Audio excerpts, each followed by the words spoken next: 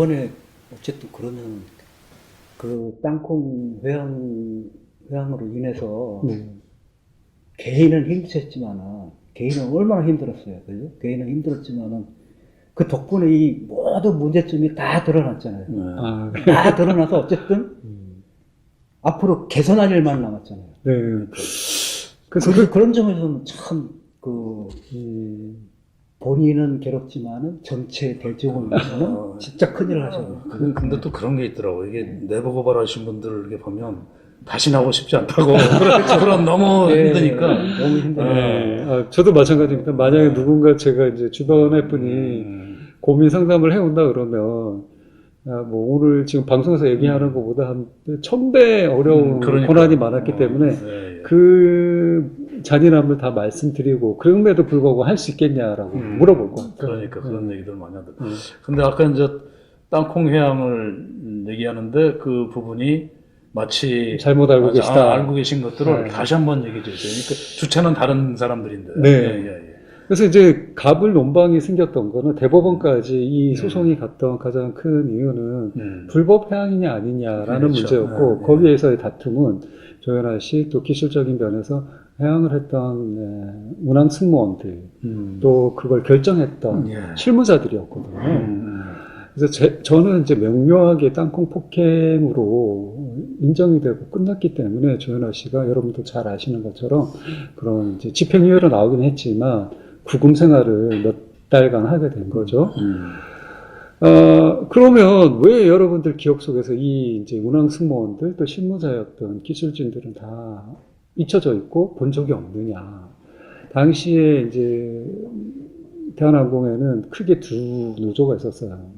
그러니까 기장그룹의 노조가 있었고, 다른 직군에 있는 모든 직원들이 있는 이제 노조가 있었는데, 저는 다른 직군에 있는 노조에 속해 있었는데, 그 노조는 뭐 2018년도에 제가 이제 물컵 갑질이라는 게 생겼을 때, 제대로 된 견제를 못하고 있다라는 비난의 말 한마디를 통해서 저를 바로 다음날 제명을 시킬 정도의 행동을 하는 노조였고, 기장노조는 소위 말하는 민주노조였어요. 예.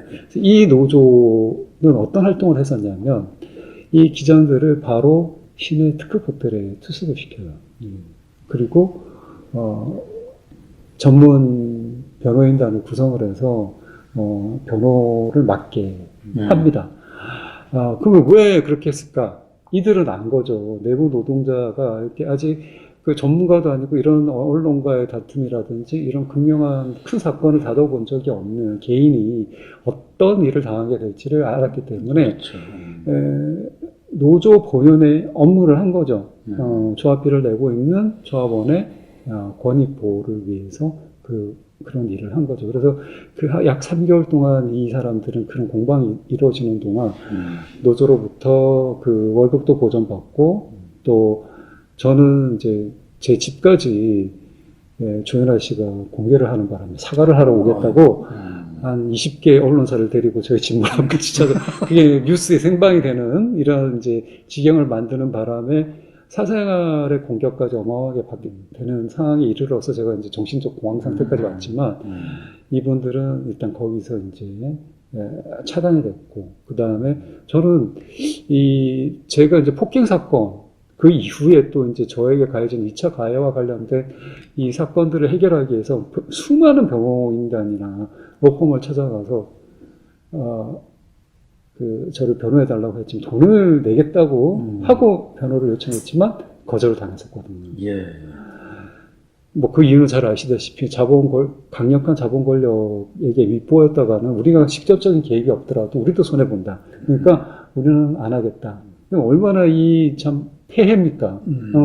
이 재벌 권력이 가지고 있는 이 막강한 힘이 얼마나 악마적으로 이용되는지를 보여주는 단편이었는데 그런 거에서 이제 보호막이 있다 보니까 이분들은 여러분들의 내리속이 없는 거죠. 그래서 이 점에서 이제 저는 다시 한번 대한항공 복귀 이후에 내가 어떤 지점에서 투쟁을 해야 되는구나 라는 생각을 하게 된 거죠. 그 첫 단계가 그렇다 그러면 노동자로서 내 권리를 제일 보장할 수 있는 정당한 방법이 민주적인 노조를 통해서 예. 내 이익을 대변해주고 내 권리를 보존해줄 수 있는 제도를 만드는 것이다 라고 생각해서 대한항공에서 최초로 이제 민주노조를 만드는 일을 하게 된 가장 큰 이유가 됐고 그 노조도 뭐 반짝해서 어떤 이슈 때문에 만들어진 게 아니라 그 이전에 그 4년 동안 이제 뭐 상급 단체라고 하는 노총을 찾아가서 노조 공부도 많이 했고 예. 어떻게 해야 되는 이제 노동 현장에 직접 찾아가서 보고 연대하는 과정을 통해서 나름의 노하우를 축적하고 2018년도에 이제 최초로 대한항공이 민주노조를 제가 만들게 예. 되는 과정까지 있었습니다. 네. 예. 그래서 이 땅콩향이라는 참 말도 안 되는 사건, 또 어떻게 보면 저랑은 상관없는 이 사건이 그 이면에 감춰져 있는 사회적 구조적 모순의 그 불안정함으로 인해서 저로 하여금 이런 이제 자의식의 발전, 정치적인 시민으로 눈을 뜨게끔 만든 거죠. 예. 그래서 뭐 좀 이제 뭐 정치 얘기를 좀 하자면, 그래서 이제 어쨌든 그런 기나긴 네. 어떤 과정 투쟁을 통해서 이제 활동하시다가 이 정치 쪽으로 이제 오셨는데 왜 정치를 하시게 되셨습니까? 일단은 아직까지 우리 사회는 어떻게 보면 이제 정치 권력, 경제 권력, 또 뭐 언론 권력 같은 권력의 테두리에 크게 이제 양분되어 있는 주체로 서지 않는 이상에는 어떤 결정적인 행동을 하기가 참 힘들구나, 실행에 옮기기가 힘들구나를 제 개인적 투쟁을 통해서 느꼈고, 그렇다 그러면 우리 법에 그 누구나 공직 그 선거에 입후보할 수 있는, 소위 말하는 법에는 누구나 정치적 권력자가 돼서 선한 영향력을 발휘할 수 있다라고 헌법에 명료하게 나와 있기 때문에 이 정당한 방법을 활용해서 내가 정치적 무용론이나 정치적 연연자로서 살 것이 아니라 적극적 참여자가 돼서 뭐 플라톤이 얘기했던 것처럼 우리가 정치적 무관심자가 됐을 때 정치를 우리는 제일 나쁜 자들이, 사악한 자들이 하는 정치의 지배를 받게 된다라고 한 말처럼 뭐 저는 자부합니다만 그 어떤 그 경제 권력으로부터 로비 안 받을 유일한 사람이지 않습니까? 이런 사람들이 선한 마음을 갖고 선한 정치를 영역에서 권력을 항의할 때 선한 작용이 일어나지 않느냐라는 생각을 해서 이제 정치에 입문을 결심하게 됐는데, 첫 번째 이제 제가 제 개인을 구명하는 과정에서 많은 저 또한 이제 도움이 필요하니까 뭐 시민단체, 힘 있다는 곳, 국가 권력기관, 국민권익위원회 또 이런 뭐 많은 곳들을 찾아다녔는데, 심지어는 국가권익위원회로부터 이제 제가 받았던 답변이 뭐였냐면, 제가 이제 땅콩향이라는 사건을 통해서 재벌이라는 막강한 권력자로부터 인권 침해를 받고 있고, 내 사회 구성원으로서의 나의 존재가 이게 무시되고 있다, 보존해달라 라고 이제 청원서를 냈더니 답변이 뭐였냐면, 이 일은 공적인 일이 아니다. 우리는 민간 기업에 소속된 노동자를 상대로 한 일에 관여할 수 없다. 이름이 국민권익인데 근데 그 당시에 뭐 정권의 영향도 있었던 것 같기도 하고, 그 당시 그때 이제 이게 이런 이 사회 구조의 모순점을 깨달았고, 두 번째 제가 노조를 만들어서 이제 노동 탄압을 당하는 과정에서도 똑같은 일이 있었어요. 뭐 노동부라든지 또 뭐 노동지청이라든지 이제 이런 것 명백하게 어떤 그 이전에 없던 트집을 잡아서 해고의 위기에 놓이게끔 하고 노조 활동을 하는 사람을 상대로만 그런 벌칙이 가해지는 것에 대해서 얘기를 함에도 불구하고 명확한 증명을 당신이 해내지 못하면 어떻게 회사에 소속된 조직원이 부조적인 어떤 제도적인 그 칼을 들고 이게 내치려고 하는데 그걸 증명하기가 너무 힘들지 않습니까? 근데 그거는 상황만 봐도 모두가 알 수 있음에도 불구하고 그런 식의 이제 방관이 이루어지는 우리 구조, 또 그 다음에 제가 말씀드린 것처럼 국민연금이라는 또 연기금 의결체가 있음에도 불구하고 초기에 제가 그렇게 매번 정말 제가 한 겨울부터 시작해서 한여름까지 그 투쟁을 했었는데 온도차가 한 60도가 나거든요. 우리가 진짜 요새 더울 때는 체감온도 40도까지 가고 마이너스는 20도까지 내려가지 않습니까? 그렇죠. 그럼에도 불구하고 들은 척을 하지 않더라고요. 6개월 기간에서. 오히려 이제 재벌 경영권은 존중해줘야 한다. 우리가 그렇게 하면, 뭐 이번에 삼성 바이오 사건을 봐도 알겠지만, 오히려 국가, 연기금의 손실은 마치 마땅한 일인 것처럼 생각하고, 민간 기업이 손해를 보면 큰일 나는 것처럼 논리를 피더라고요. 그래서 그런 과정에서, 뭐가 잘못됐지? 이걸 통제하는 게 뭐가 있지? 물론 국가 권력이 있지만, 국가 권력은 뭐 제가 대통령이 되지 않는 이상, 혹은 뭐 최고위직 공무원이 되지 않는 이상 할 수 없는 일이지만, 그렇다 그러면 또 뭐, 사법권도 있을 수 있지만, 뭐, 아시다시피 사법 권력 또한 우리가 제일 신뢰하지 못하는 집단 중에 그렇죠. 하나로씩 남아있는 것이고, 그다음 개인인, 그럼 뭐가 있지? 했더니 이게 이제 입법 권력, 그렇죠. 정치 권력의 문제도 크더라고요. 그래서, 이 모든 것이 뭐, 내가 그동안 눈 감아왔던 이 사회의 현실 때문에 이루어진 거다라고 생각을 해서 정치적인 이제 시야가 넓혀지게 됐고, 뭐 또 개인의 투쟁, 살아남의 투쟁, 또 노조를 만드는 과정에서 노동 현장의 투쟁, 또 재벌을 상대로 한 뭐 이런 투쟁들 과정에서 경제 민주화를 요구하는 투쟁 속에서 정치적 권력이 정말 순작용을 했다면 이런 사태가 왔을까. 그래서 많은 정치 권력들을 찾아다니면서 제가 이제 이거 잘못되지 않았냐, 라고 얘기했을 때 다들 수긍을 하세요. 근데 그분들이 제일 저한테 많이 했던 얘기는, 그러면 우리 손잡고 박정진 사무장과 함께 이 일 해결해 주겠습니다 라는 얘기가 아니라, 박 사무장 마치고 밥이나 한 끼 먹지 였거든요. 그러니까 현실적 실행을 하지 않으려고 그러고 이미 기득권의 편에 서 있는 듯한 이 권력들의 문제가 크다라는 생각을 했기 때문에 적어도 많은 부침도 있고, 저도 이제 이 정치적인 행동을 한다는 이유만으로 큰 공격을 더 받고 또 있지만 해야 된다라는 생각이 들고요. 그렇습니다. 그래서 이제 마침 그 최근에 이제 내부 고발자, 공익제보자들이 정치 참여에 대해서 여러 얘기들이 있잖아요. 그러니까 뭐 이탄희 판사님이라든가 장진수 전 정보원 같은 경우, 우리 이제 마침 사무장님도 마찬가지인데, 거기에 대해서 이제 긍정적으로 보는 사람들은 금방 말씀하신 대로 어떤 한계를 느껴서 그걸 공익적으로 해결해 보려고 하는 게 있고, 또 한쪽에서는 결국은 정치를 하기 위해서 뭐 그런 예전에 그런 활동들 한 거 아니냐, 이런 오해들도 있고 한데, 그 부분에 대해서 한번 좀 명확하게 한번 얘기해 주시죠. 지금 뭐 언급하시는 분들은 다 저랑 뭐 친분도 있고 친하게 지내시는 분들인데, 저희들 마음은 다 똑같은 것 같아요. 뭐 어떤 결이 다를지는 모르겠지만 그 내밀한 본질은 다 똑같으신 것 같은데,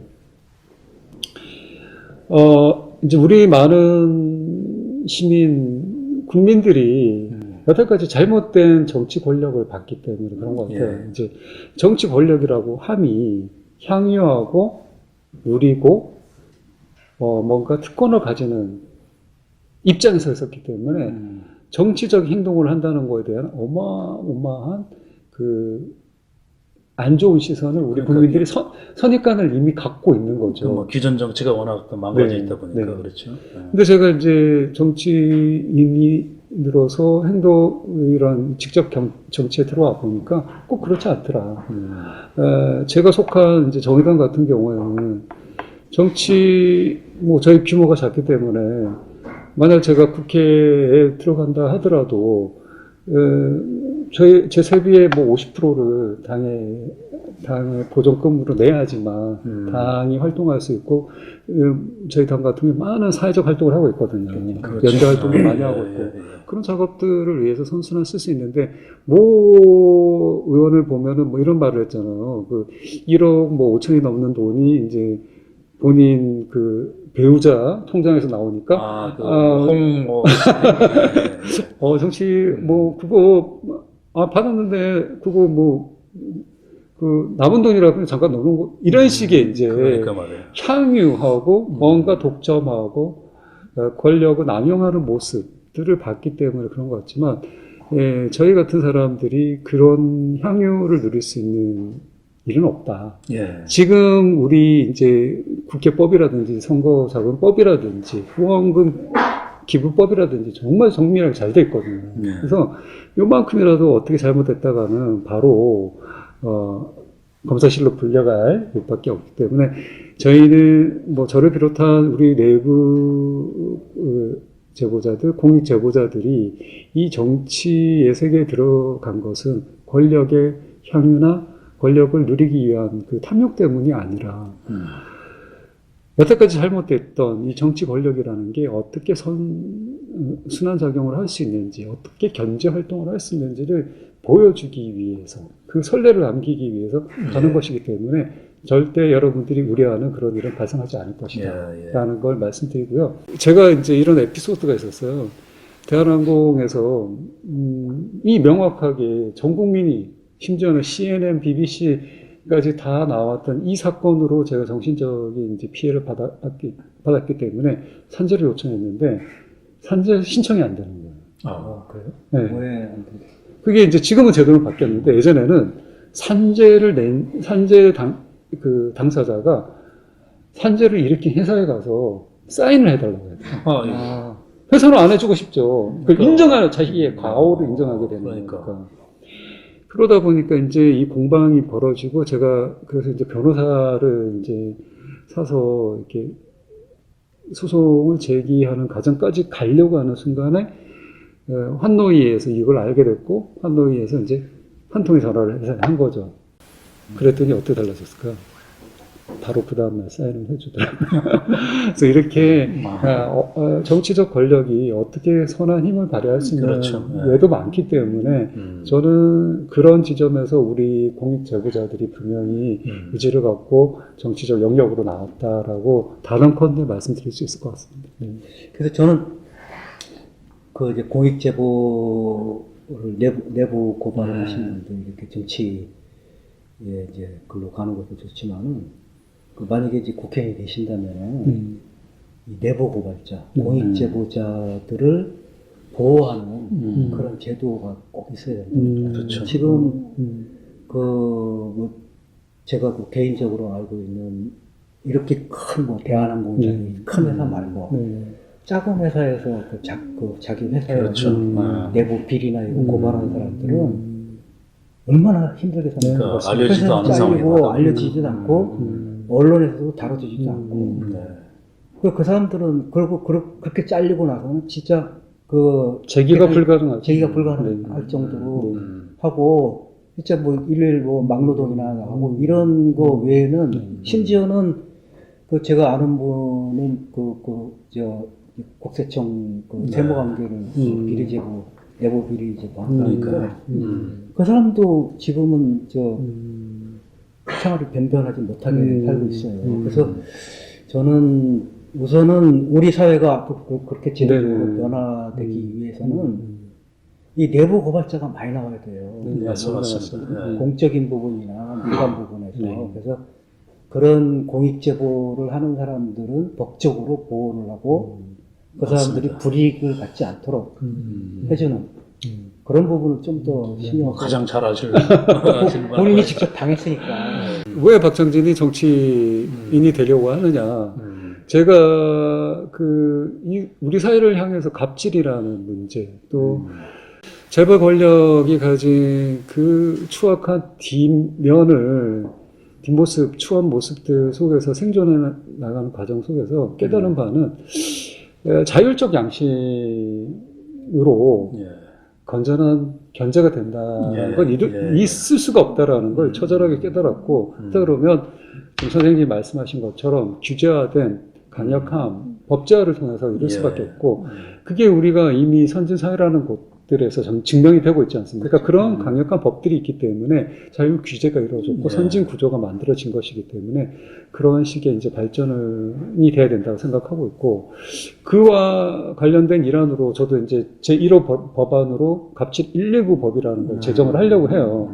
뭐 가로 열고 박창진 법이라고도 할 수 있는데, 갑질과 관련된 어떤 사례들이 발생했을 때 좀 전에 말씀드린 것처럼 이 갑질을 오히려 갑질을 행한 주체에게 가서 이제 원인 규명을 받아야 되는 일들이 생기기 때문에 갑질 규제센터 같은 걸 어떤 공적인 개념으로 만들어서 이 센터를 통해서 이 문제에 대한 법률적 조언이라든지 그 이후에 대응 방안, 또 뭐 생존권에 이제 그 위기에 내몰릴 수도 있기 때문에 일정 기간에 어떤 지원금 제도라든지 그런 거를 보전받을 수 있는 제도를 법제화하자라는 거에 대한 이제 생각을 좀 많이 하고 있고, 아까 이제 공익 제보자와 관련된 사람들만 두드러지게 이제 언론에 회자되다 보니까 저들이 욕심낸 사람인 것 마냥 왜 정치 세계로 가?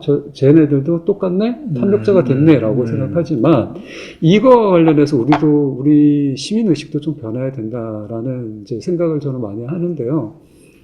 제가 땅콩향 사건에 나서 국토교통이나 환노위에 가서 이 사건과 관련된 노동자 탄압이라든지 항공산업에 관련된 잘못된 그 패습들에 대해서 얘기를 했을 때 이미 6선, 심지어 4선, 5선 한 국회의원들이 현실 세계에 떨어져 있기 때문에 또 그분들이 실제 노동자로서 또 다양한 경험을 가지고 있는 전문가로서 그 자리에 같이 가 있지 않기 때문에 한 수백 번을 얘기해도 회항이 뭔지조차 이해를 못하는 상황이 있더라고요. 그래서 우리 사회가 지금 어마어마하게 다변화됐어요.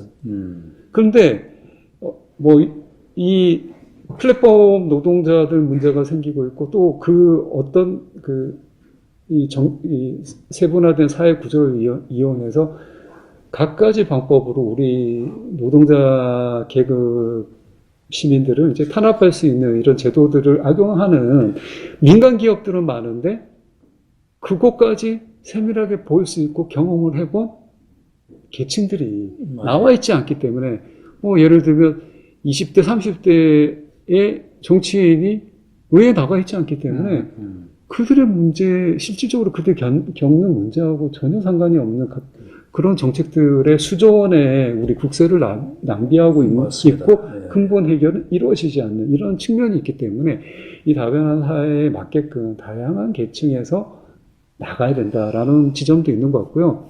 제가 이제 많이 요새 듣는 얘기는, 야, 평범한 사람, 보통 사람 박창진이 무슨 정치를 해?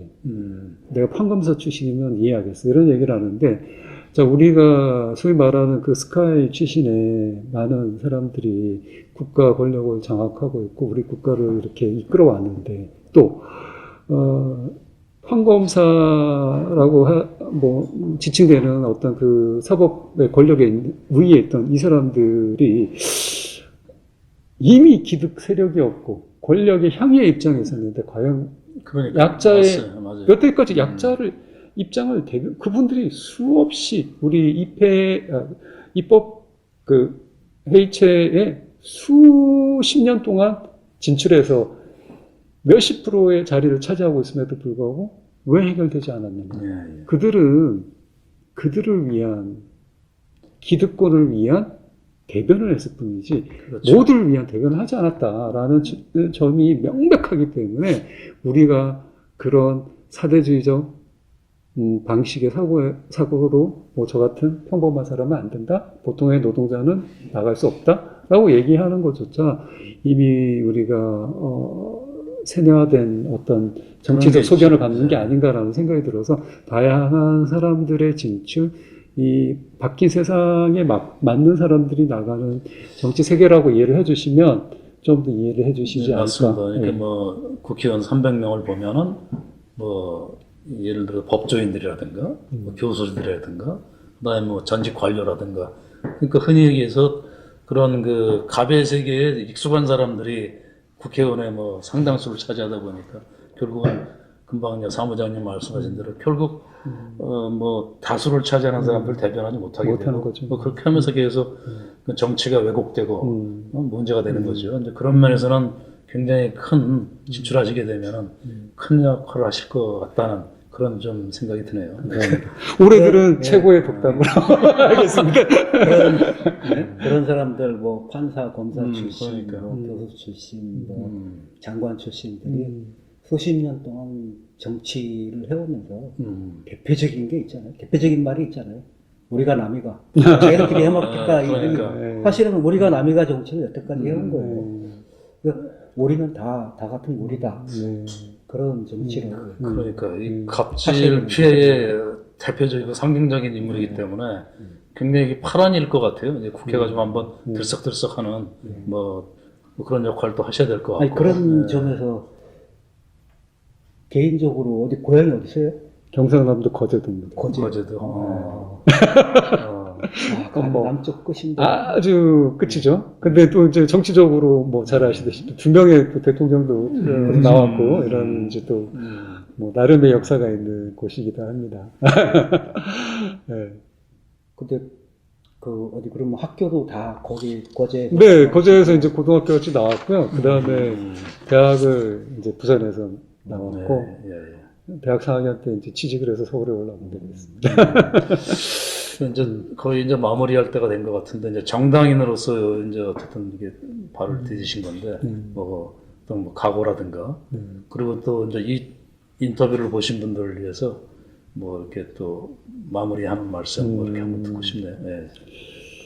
제가 오랜 기간 동안 대한항공으로 대표되는 재벌 경제 권력과의 대항에 있어서 개인적인 투쟁을 끊임없이 해오는 과정이 있었습니다. 그러던 어느 날 1인 시위를 하고 있던 저에게 현재 제가 속속돼 있는 정의당의 의원님이셨던 고 노회찬 의원님이 방문을 한 적이 있는데 그때 이런 말씀을 하셨습니다. 참 그간 어렵고 힘들었을 것 같다. 근데 내가 꼭 이 말 한마디는 당신에게 해주고 싶었다. 수많은 사회적 시선과 음해도 있고 부침도 있었겠지만 이 땅콩 회항이라는 사건 자체에 있어서 당신의 잘못은 없다. 그러니까 이 권력의 우위에 서 있는 사회 구조로 인해서 가해자와 피해자가 역전되는 상황에 내몰리기가 쉽고 우리는 오히려 피해자를 나무라거나 너의 행동이 잘못돼서 이런 일이 일어났다라고 조롱하거나 비난하는 게 횡행한 사회거든요. 그래서 약자의 입장에서 소외된 사람의 입장에 서서 너의 잘못은 없다라고 얘기해 줄 수 있는 그분의 이제 정치적 소견을 보고 제가 정의당에 이제 몸담게 됐고 또 정치인으로서 나아가야 되겠다라는 결심을 했던 것 같습니다. 저 또한 현재 보통의 사람, 그동안 소외자, 약자 입장에 있던 너가 무슨 정치를 하냐라는 얘기를 많이 듣습니다만 그 누구보다 우리 사회의 투명인간 취급받는 많은 보통의 사람들의 아픔을 알고 있기 때문에 저 또한 그들 곁에서 당신의 잘못은 없다라는 말을 해줄 수 있는 정치인으로 성장해 나갈 것이고 아울러 그런 사회를 만들기 위한 구조적, 제도적 시스템을 갖추는데 입법기관에 가서 강력한 견제 세력이 되도록 하겠습니다. 현재 저희 정의당에서는 비례 국회의원 대표부터 시민 경선인단을 모집해서 참여의 길을 열어놓고 있으니까 여러분들이 많이 참여해 주시면 정말 의회 정치 또 대의 민주주의를 실행하는 이 국가에서 나의 권력을 대의해줄 그분들이 더 좋은 사람들로 뽑힐 수 있는 사례를 만들 수 있으니까 많이 참여해 주시고 관심 가져주시면 고마울 것 같습니다. 이렇게 말 나온 김에 일반 시민도 참여할 수 있다면서요. 네. 어디로 가서 신청하세요? 그러니까. 저희 정의당 홈페이지에 들어오시면, 이제, 정의당 홈페이지. 네, 전화번호도 있고, 또 URL 주소도 있습니다. 가입이 아주 간단하게 돼 있기 때문에, 당적과 상관없이, 또, 드려야 되는 돈도 전혀 없기 때문에, 무료로 가입하실 수 있고, 누구나 참여 가능하시니까, 참여 많이 해주시면 좋을 것 같습니다. 근데 이게 날마다 오는 방송이 아닌데, 혹시라도 그럼에도 불구하고 하실 말씀은? 잠깐 생각을 좀. 무슨 얘기를 못했지? 그러니까 생각을 해보십시오. 들으시면서 부족한 얘기 없었나요? 혹시 생각나시나요? 또 김 대표님도 한번, 이건 내가 한번 물어봤으면 했는데, 생각나는 거 없으세요? 아니, 저는 어떻게 그런 조연아 밑에서 20년을. 조연아 10분만 아니라 일가에, 이런, 참, 이게 기업인가, 그게 조폭인가. 계속 그런 일이 있었다고 하니까. 이것도 이제 제가 오늘 진짜 이거 편집에 이용하시면 재밌었을 수도 있겠는데, 예고편에 사용하시면 좋겠는데, 이거 최초로 이제 우리 선생님한테 말씀드린 건데, 실은 제가 그 조연아 비행기에 타는 승무원이 아니었어요. 저는 이미 이제 그 VIP 수행 승무원직에서 물러나서 그냥 일반적인 팀장 역할을 하고 있었고, 이제 저는 할 만큼 했다라고 해서 이제 뭐라고 할까, 그 세계에서 퇴직한 것처럼 돼 있었는데, 운명이라는 게 묘한 게, 이 조씨 일가가 이 땅콩향이 일어나기 한 달 전부터 극악무도한 짓을 엄청 많이 했어요. 던지고 접시 날아오고 이런 일들이 너무 많아갖고, 상습범. 회사가 이제 엄청 긴장을 한 거죠. 그러다 보니까 구관이 명관이다 해서 이제 저를 또 찾아온 거예요. 왜냐면 저는 수없이 모셔봤지만 그게 좋은 놈이 아닌 것 같은데. 한 번도 이제 그런 일이 없었거든요. 유명한 헐리우드의 유명한 그런 연예인부터 시작해서 우리나라에 있는 재벌 총수들도 거의 다 모셔봤는데 한 번도 이제 불만을 받아본 적이 없는 유일한 승무원이었어요. 최고의 전문가. 그럼에도 불구하고 저는 그 자리에 안 가고 싶더라고요. 왜냐하면 이제 그들의 극악 무도함이 너무나도 심하다는 걸 알고 있었기 때문에 한 달 동안 거절을 했는데, 아니, 이 땅콩해양 이제 이 비행기 타기 일주일 전에 제가 베트남을 비행을 갔는데, 그 비행기 안에서 이제 어떤 분이 너무나도 좋은 서비스를 받았다고 회사에다가 편지를 보내고, 그것도 회장실로 바로, 전화를 하셨어요. 편지를 보내고. 이것 때문에 이제 안 갈 수 없게 된 거예요. 너같이, 그러니까 그분이 저를 땅콩으로 이끄신 분이다. 이런 비하인드 스토리가 있습니다. 그분, 이 방송 보시면 좀 저에게 연락 주시면 고맙겠습니다. 그러게 말이에요. 아니, 그분 때문에 고통도 겪었지만은, 이제 결국 개혁의 길로, 변화의 길로 가게 됐으니까. 그래서 저는 이렇게 많은 분들이 피해자로 아직 기억하시는 분들이 많지만, 앞으로 더 이상 피해자가 아닌 생존자, 지금 선생님이 말씀하신 것처럼 승리자, 또 희망을 주는 사람으로, 제 삶을 읽어 나가겠다. 그런 사람이 돼서 여러분들에게 또 다른 조명탄이 되드리겠다. 이런 말씀 드리고 싶습니다. 네, 고맙습니다. 박창진 위원장님 모시고 지금까지 이야기했습니다. 꼭 이번에 좋은 결과 있기를 기원드립니다. 저도 정의당 홈페이지 가서 가입하겠습니다. 감사합니다. 선거이다. 화이팅! 화이팅! 수고하셨습니다. 감사합니다. 너무 감사합니다. 좋은 말씀 같아요. 사진 한번 찍읍시다.